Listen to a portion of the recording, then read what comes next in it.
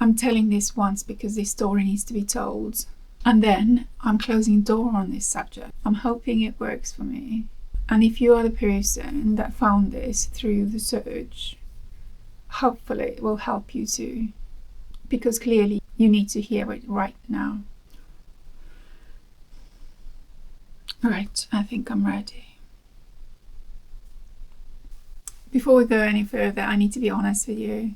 This is not the videos that I regularly do. This is a one-off series that I'm doing for myself. And if it helps anybody else, I'm ever so grateful. Going through the experiences that I have gone through and not exploring every kind of avenue to get my mind back to normality was not an option for me.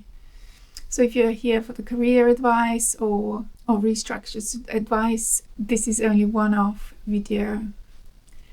I have not become a career coach and this is not my expertise. In December 2024, my company where I worked for my 9 to 5 announced a massive restructuring. They split the work I was doing into 2 separate roles.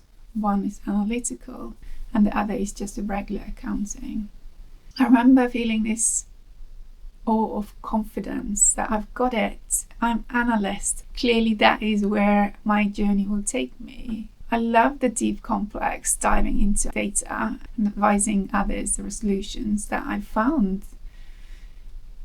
I thought finally they're building a box that I can fit perfectly.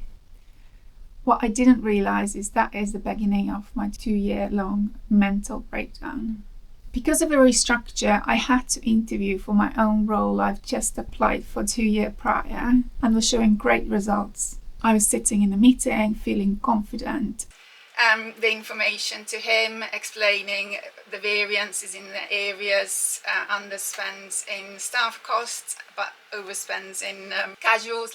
Talking very confidently. I had a 2-year track record that they could reference back and see my success and my excellence. But they didn't do that. I got understanding that there was something missing. When we're discussing, the full picture wasn't gained by management team. I thought I had it. I did very well on our interview, but they didn't think so. When the decisions came down, I wasn't on the list of the analyst role. I was put back into the traditional accountant role that I'd done 10 years ago.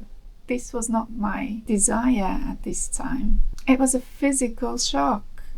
I couldn't believe it. It wasn't just a professional no. It felt like emotional erasure. The system didn't care about my value. It just had a vacancy gap and I was convenient shape for it. I tried to be a good soldier. I applied for senior accountant role because it was a good second option or third. But I lost on that as well because minor technicality. They chose the person who had different skills for their specialty that wasn't even in a job description. And that is where the real erosion started. I thought I was stuck in a role that I wouldn't enjoy. It would have been a walk in a park, but I wanted more. There is a massive psychological deception about easy work. We think easy means comfortable, but when the job systematically starves your intellect and devalues your potential, it creates kind of cognitive dissonance. My identity was analytical thinking, finding solutions, but my reality ended up being traditional accountant, doing transactional, repetitive day-to-day data entry. Living in that gap is so exhausting. Your brain literally started to grieve. I started to feel that inability to function. It wasn't laziness. It was burnout caused by identity starvation. And then Lifeline appeared, a temporary 9-month attachment for international projects. It required exactly the background I had and the history of the context that I possessed. I thought, this is my chance. I grabbed it. I applied for it. I passed the interview stages, and I thought my life was complete again. The company has seen my potential. They believe in me. They see my value. I was fixing errors, what previous people left behind. I was fixing broken systems, creating new solutions. I got excellent feedback. I was excelling out, and I thought I was valued until one Wednesday afternoon. I had a call with my line manager.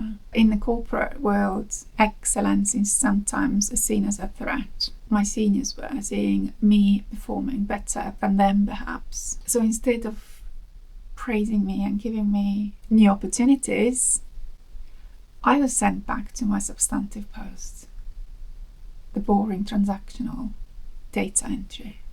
My world collapsed yet again. Sometimes your excellence is your greatest liability. What happened next on that Wednesday afternoon? I'll tell you that part in my next video. I'm just hoping that telling this story will release me from the thinking. Whether it goes to the wide world is yet to be seen. I've been sitting on recording this video for quite a few weeks, thinking if it's the right thing. But my mind is still wondering and curious that if there is another thing that I can do to help it to calm down and to accept the situation, I will do it. So that is why you are seeing this video. It's for my peace of mind, and hopefully it will help me.